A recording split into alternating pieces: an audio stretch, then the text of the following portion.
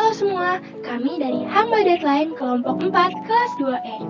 Kami akan membahas tentang passivity. Kamu tahu nggak, sekarang ini dengan adanya media baru, sering muncul isu-isu passivity loh. Tapi sebenarnya, apa sih passivity yang dimaksud itu?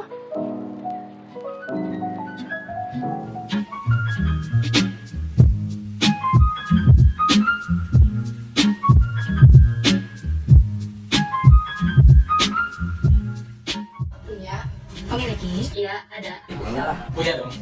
Iya, saya memiliki sosmed. Punya. Ada.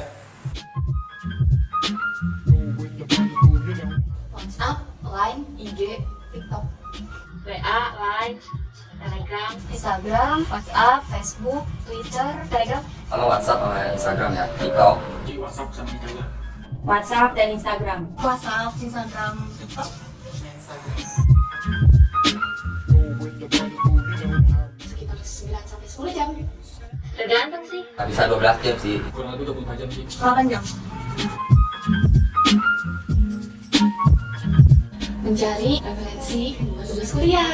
Bisa buat mata kuliah gitu sih. Untuk kuliah ya, saya suka lihat postingan-postingan di Instagram, di Twitter. WhatsApp sih buat kasih jawaban. Ini tentang fotografi sama videografi. Melihat-lihat kualitas soal apa film atau animasi. Main TikTok sih. Tahu? Tahu. Tahu dong. Saya tahu.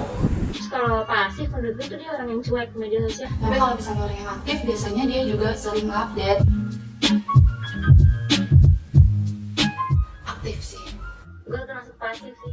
Saya aktif. Aktif lah. Aktif, tapi nggak seaktif setiap hari gitu. Aktif. Aktif. Pasif.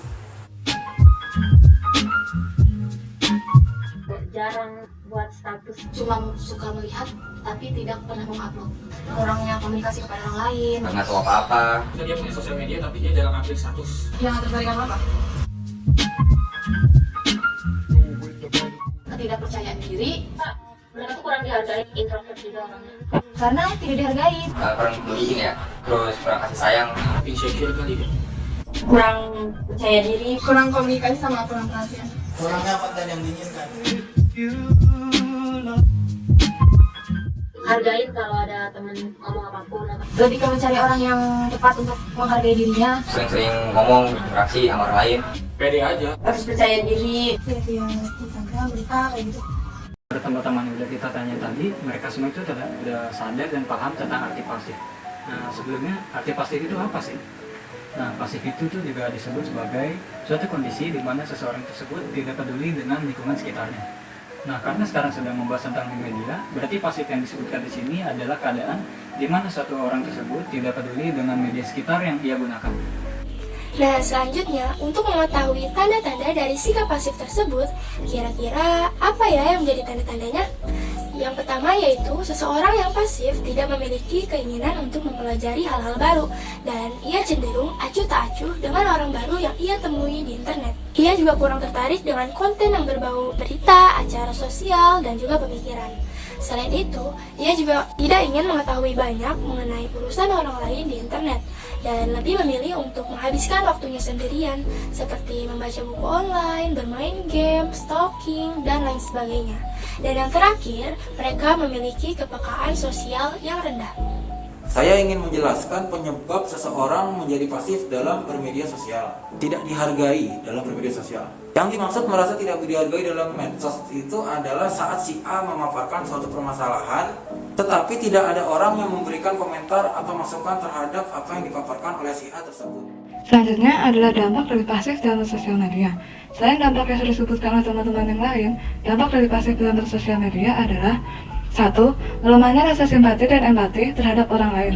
Dan yang kedua, mereka yang pasif dalam sosial media akan lebih mementingkan dirinya sendiri ketimbang orang lain, dan mereka akan tidak melakukan respon atau feedback di sosial media.